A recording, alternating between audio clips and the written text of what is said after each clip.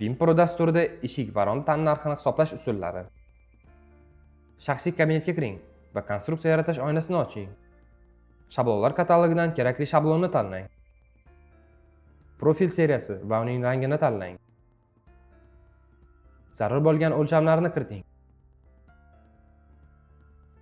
Foydalanish tugmasini bosing. Siz tanlagan shablon konstruktor oynasida paydo bo'ladi.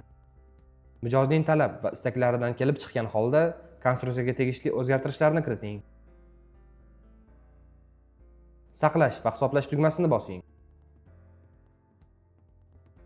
Dastur sizga konstruksiyaning narxini hisoblab beradi.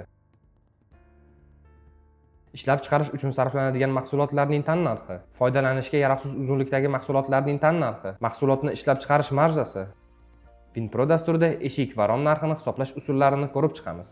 Eshik va rom narxlarini hisoblashning 4 xil usuli mavjud.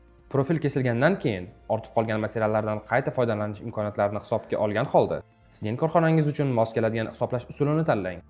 Birinchi usul: ortib qolgan har qanday uzunlikdagi materialning qiymati tannarxga qo'shiladi. Ikkinchi usul: ortib qolgan material belgilangan minimal uzunlikdan kichik bo'lsa, uning qiymati tannarxga qo'shiladi.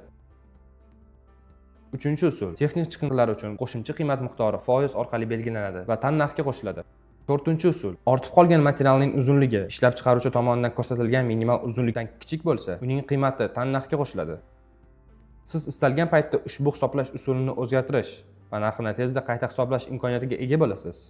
WinPro dasturi sizga har bir mijoz bilan individual ishlash va tijorat taklifini tezda tayyorlash imkoniyatini taqdim etadi.